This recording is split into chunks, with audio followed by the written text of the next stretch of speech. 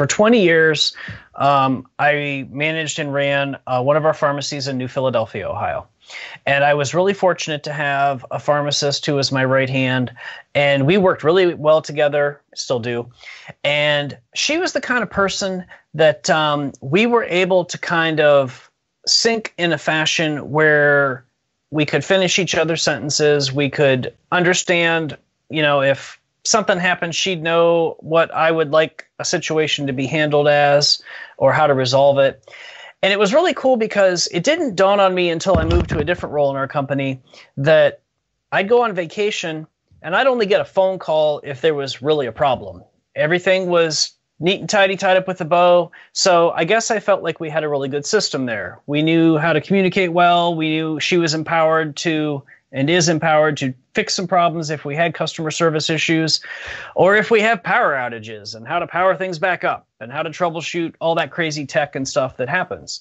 So when I moved to my new role in our company, where I'm kind of part operations, I'm kind of part marketing, I'm kind of part IT. I'm wearing a lot of hats because we're trying to be very efficient with our payroll.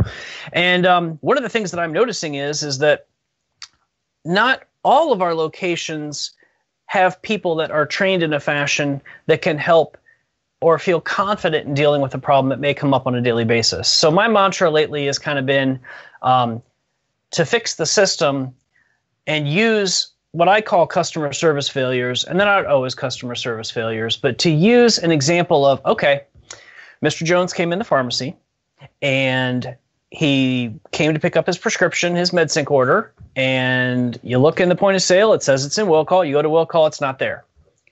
Well, why isn't it there? Where is it? What happened? Well, it looks like technician Susie pulled the bag out because another order came in from the doctor, but she didn't scan it out at will call. So then you got the technician bouncing from station to station, and the customer's looking at you going, what is going on? Do they know what they're doing back there? So I guess one of my focuses has really been to not only try to eliminate that single point of failure where there's only one person that knows how to troubleshoot, bringing up a server again, or fixing the robot, or trying to figure out what happened here that caused a customer service delay or failure or some hurt feelings. So it's been interesting. It's certainly a work in progress, and it's not by any means close to being done, but I've enjoyed the challenge of, okay, well, this happened because of this. How do we fix our workflow and our process so that we take that variable out and it doesn't happen again, and then move on to the next thing that comes up? So I really, one of my goals is, in the spirit of not working 60, 80 hours a week, is I really want and am actively trying to develop systems in our pharmacy where we can train our staff. They can feel empowered to make decisions that maybe, as long as they have the training and the confidence and the wherewithal to do it, they can do it. And hopefully at the same time, we streamline a lot of phone calls back and forth to the home office or to other stores, or what do I do? And delaying basically the quality service that we really want to deliver to our patients. Yeah. So when you do encounter those things, when you do have the example you gave with it was pulled out of will call. So how do you create a system around that? How do you give that feedback not only to that specific person at that time, but have you put together like a process for, hey, here's where we had an issue. Let's document this and talk about it on our Wednesday morning meeting, or what's the process there for actually capturing that opportunity? So we have a company intranet at the moment where it's only available in our pharmacies, and it's it's basically a WordPress website that has current events and things going on, and it's kind of evolved over the years, and it's getting kind of messy, which is kind of why I want to change it. But we have a link there that we use, a MailChimp form. And basically, they can go in, document what happened, how did we discover what the problem was, or what was the cause, and then a suggestion for how to fix it. So it's interesting because there's many weeks where I don't get any suggestions, and I'm thinking, wow, you guys were perfect this week. Nothing happened, right? But, I think it's one of our challenges, whether it be an e-care plan or documenting an MTM. we come from a culture of 40 plus years in our company where problem presents itself, solve the problem, move on. But we need to fix the system so that we aren't continually telling technician number 2, you made the data entry on your SIG. We've got to, button this up.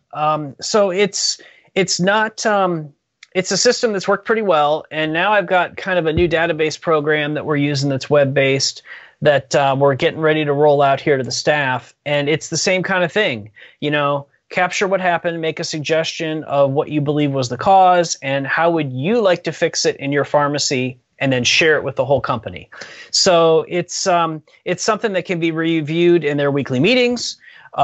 It's something that we haven't had one yet this year. We've been kind of with Christmas and whatnot and figuring out when we're going to get COVID vaccine. It's been a little busy, but we usually have pharmacist meetings by Zoom, like once a month or every 2 months at the worst. And then we share, what's going on, or these are the current events that we're looking at and things like that. So it's a work in progress. It's not perfect, but there are some things that we've been able to fix that I'm pretty proud of. And I know we can make a better effort at having a better experience for our patients.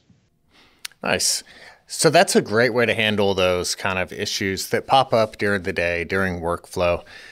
When you started kind of on this mission to streamline your pharmacy, did you have some major goals like that were sweeping changes that you wanted to make, or did you have like something at the finish line to start that march?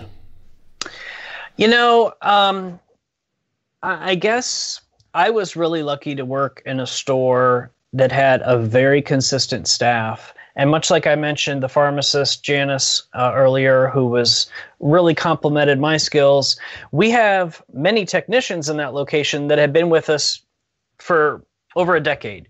And so we had a really good unit. And it was one of those things where people really worked well together. It was a good team environment. And sometimes, we've had some stores that have had some turnover, whether it be people moving away or just careers change and things like that for technicians. And so I've noticed that our training has it hasn't been what it used to be. And we used to do on-the-job training and it was fine. But now we're trying to be more mindful about tools like Pioneer provides us with the Pioneer University. I mean, that is just an awesome tool so that we can give people a nice overview in a structured manner and then complement it with on the job live what we feel is most important. So we've tried to actually look at, okay, where do we want a staff member to start? And we could debate about this all day, but if we start a new technician who maybe has some maybe they have some experience at another pharmacy, I like them to start on a fill station because I want them to be able to figure out the basics of Pioneer, the layout, where all this workflow or where all the stuff is. I want them to know where the drugs are. I want them to be able to understand how we do med syncs, because inherently every staff member we have hired from other pharmacies, they do it different. Right. And it's been interesting. Even pharmacies that have used Pioneer do it different. And but I like, I read something once where if you're hired as an Apple employee, you don't talk to your first patient for like the first month or 6 weeks because you're getting hyper-intensive training. So I don't really want a new staff member answering a phone or waiting on a patient at the point of sale until they are confident, they know where to find the information, they know how to use the workflow, and they have a confidence that they're not going to be left for dead at the register while somebody comes in. And, we always seem to have a patient that they know somebody's new, and it's their goal to kind of give them that jab, And I'm like, come on. Thanks for listening to this clip from Beyond the Scripts, presented by the Catalyst Pharmacy Podcast. If you enjoyed this episode, please support our channel by liking, subscribing, and clicking the notification bell so that you'll be notified anytime we post new content. To stay up to date with all of the latest independent pharmacy news and content, follow PioneerRx on your preferred social media platform.